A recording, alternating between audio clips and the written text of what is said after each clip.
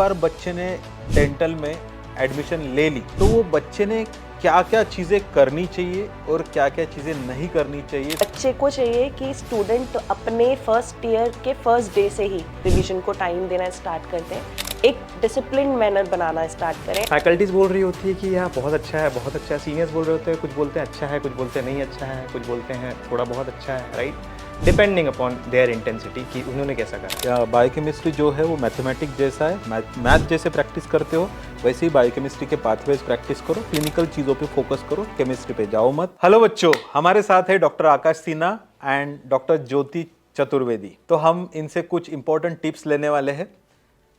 Sir and ma'am, आज का आपका सवाल है कि एक बार बच्चे ने डेंटल में एडमिशन ले ली तो वो बच्चे ने क्या क्या चीज़ें करनी चाहिए और क्या क्या चीज़ें नहीं करनी चाहिए ताकि वो आगे सक्सेसफुल डॉक्टर बने, एक अच्छा सर्जन बने। Yes sir. सर स्कूल में बच्चों को सब कुछ स्पून फेड किया जाता है। उन्हें डेली होमवर्क मिल रहा है, उनको टीचर असाइनमेंट्स दे रहे हैं करने के लिए, टीचर प्रॉपर नोट्स दे रहे हैं।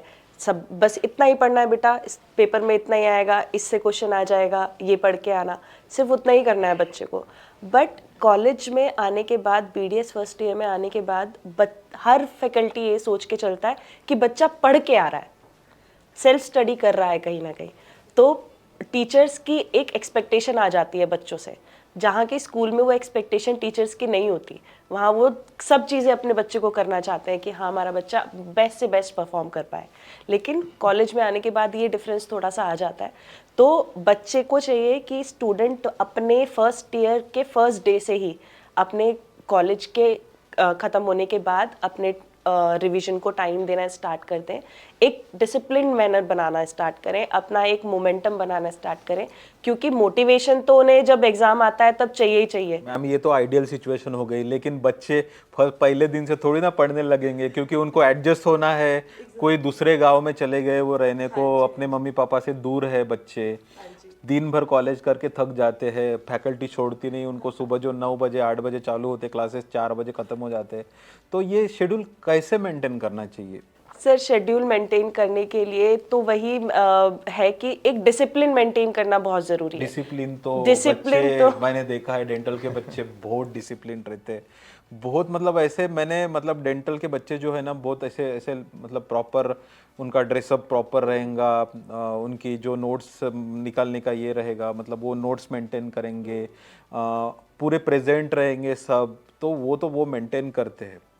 तो मतलब हमको उनको ऐसी चीज़ें बतानी है कि वो मतलब ये सब उनकी जो लाइफ है, इनिशियल स्ट्रगल है, उनके बीच में हम एज ए फैकल्टी उनको कैसे हेल्प कर सकते हैं। हाँ जी। तो सर फर्स्ट ईयर में बच्चे को बहुत कन्फ्यूजन रहेगा कि और कहीं ना कहीं उसको थोड़ा सा अपने मन में ना थोड़ा वैल्यू डाउन लगेगा अपना, कि एमबीबीएस के साथ बैठ के पढ़ तो रहा हूँ, अनाटमी सब्जेक्ट पढ़ रहा हूँ, बायोकेमिस्ट्री पढ़ रहा हूँ, फिजियोलॉजी पढ़ रहा हूँ, लेकिन मैं एमबीबीएस नहीं कर रहा हूँ, जाना मुझे मेरी बीडीएस डिग्री के साथ ही है। तो वहाँ पर बच्चे को समझना ये ज़रूरी है कि सिर्फ डिग्री से फ़र्क नहीं पड़ेगा कि आपके पास एमबीबीएस की डिग्री है या फिर आपके पास बीडीएस की डिग्री है। आप उस टाइम उस सब्जेक्ट को कितनी सिंसियरिटी से पढ़ रहे हो, आप अपने कोर्स में कितने सिंसियर हो, आप कितना मेहनत कर रहे हो उस टाइम पे, वो डिपेंड करेगा कि आप कितने अच्छे डॉक्टर बनोगे इन दी एंड।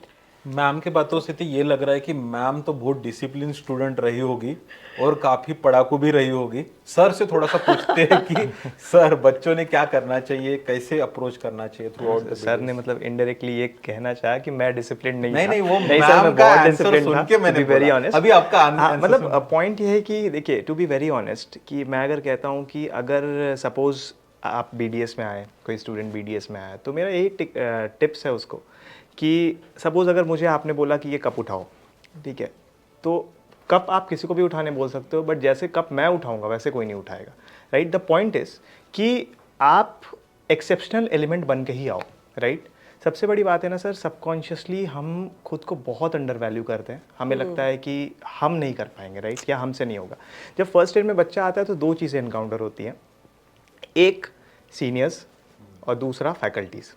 फैकल्टीज़ बोल रही होती है कि यार बहुत अच्छा है, बहुत अच्छा है, सीनियर्स बोल रहे होते हैं, कुछ बोलते हैं अच्छा है, कुछ बोलते हैं नहीं अच्छा है, कुछ बोलते हैं थोड़ा बहुत अच्छा है, right, depending upon their intensity कि उन्होंने कैसा करा है, राइट। अब ये बच्चा बिल्कुल क्योज में रहता है कि अब क्या करे, तो किसकी सुने, तो मैं कहता हूँ खुद की सुनो, राइट।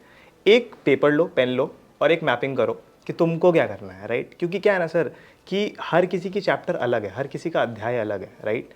सो बच्चा आता है, बच्चे को लगता है, बच्चे को सबसे पहले सीनियर्स डरा देते हैं, अरे एनाटॉमी में बहुत बैक आती है, और ये बैकवर्ड सुन के बच्चा उधर ही पैनिक हो जाता है, उधर सोचता है कि अरे यार अभी तो नीट करके आया था मैं, और अभी बैकवर्ड सुन लिया, कहीं फिर बैक हो गया तो, राइट।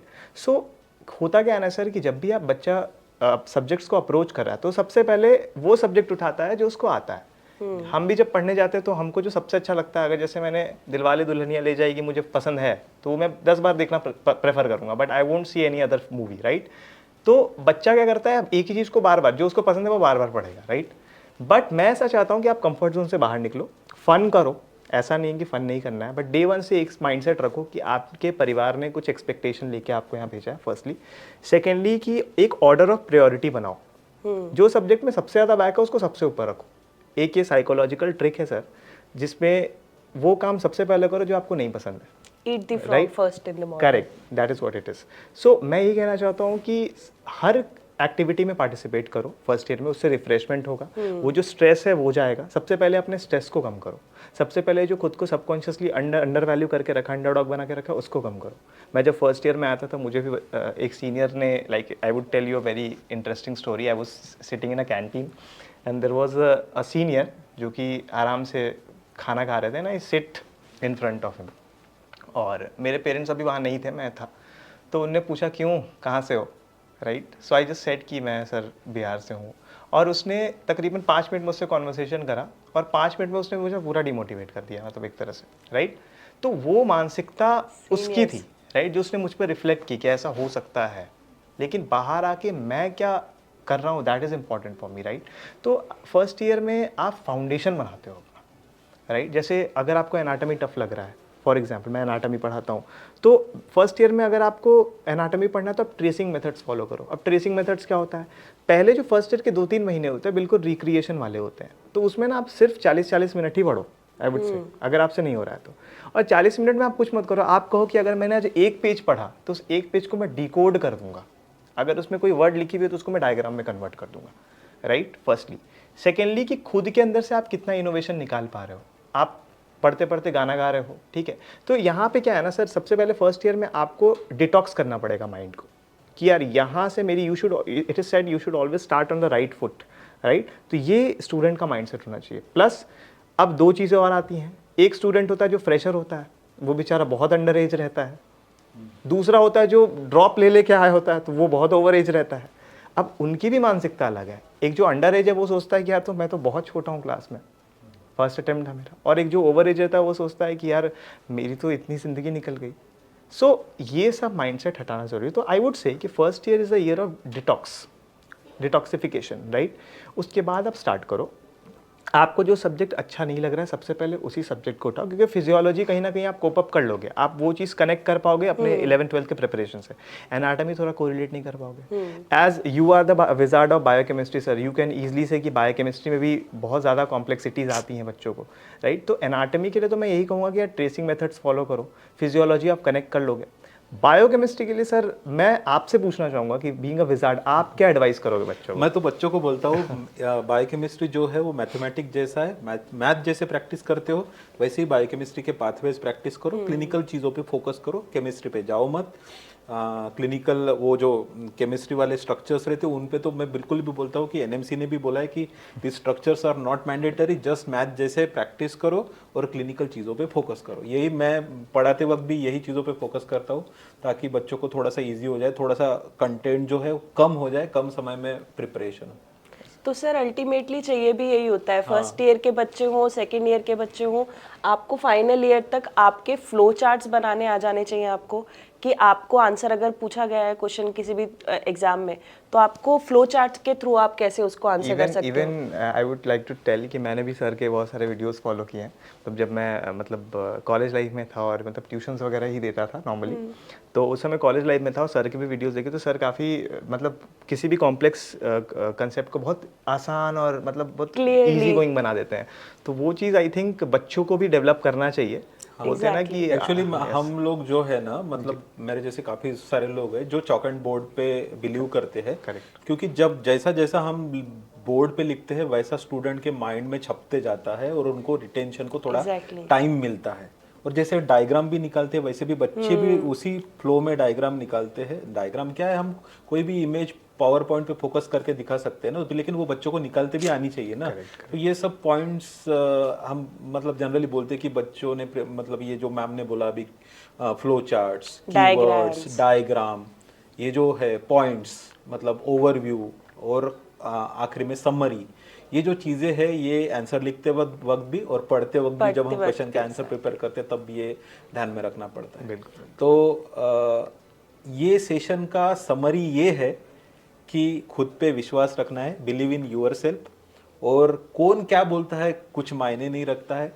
हम बहुत सारे लोगों को, जिंदगियों को हंसाने वाले हैं, उनकी ज़िंदगी में खुशियाँ लाने वाले हैं। तो आप भी स्माइल करो और कनेक्टेड रहो।